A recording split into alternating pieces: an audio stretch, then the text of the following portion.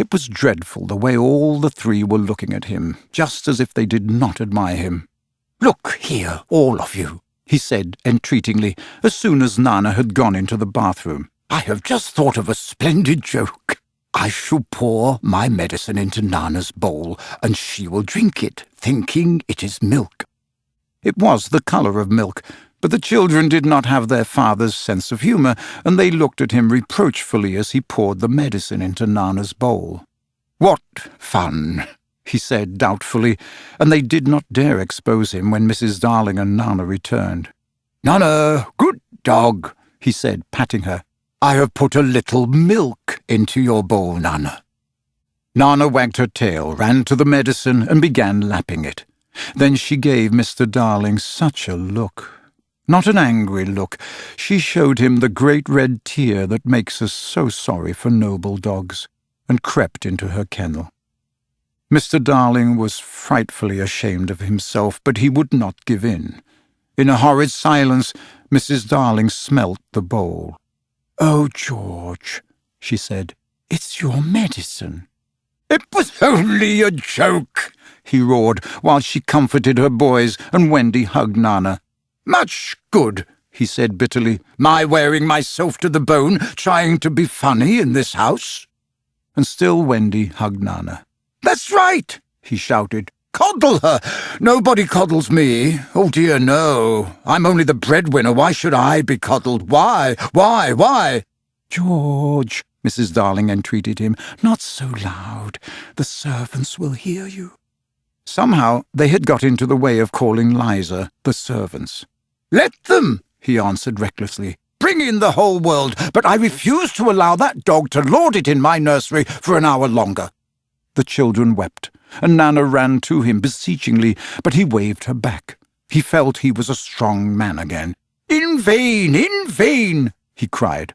"The proper place for you is the yard, and there you go to be tied up this instant." George, Mrs. Darling whispered, "remember what I told you about that boy." Alas, he would not listen. He was determined to show who was master in that house, and when commands would not draw Nana from the kennel, he lured her out of it with honeyed words, and, seizing her roughly, dragged her from the nursery.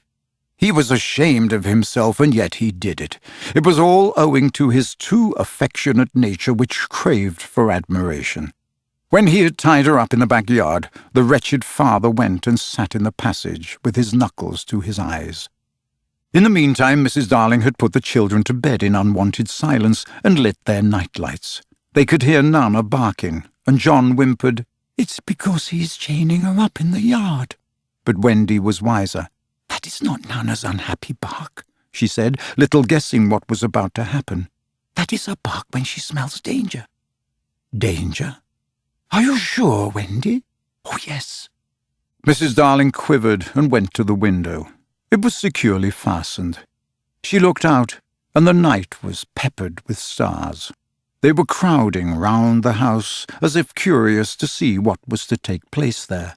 But she did not notice this, nor that one or two of the smaller ones winked at her. Yet a nameless fear clutched at her heart and made her cry, "Oh, how I wish that I wasn't going to a party tonight." Even Michael, already half asleep, knew that she was perturbed, and he asked, "Can anything harm us, Mother, after the night lights are lit?" "Nothing, precious," she said. "They are the eyes a mother leaves behind her to guard her children." She went from bed to bed singing enchantments over them, and little Michael flung his arms round her. "Mother," he cried, "I'm glad of you." They were the last words she was to hear from him for a long time.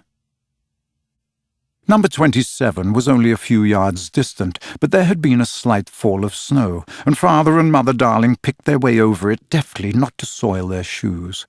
They were already the only persons in the street, and all the stars were watching them. Stars are beautiful, but they may not take an active part in anything. They must just look on forever.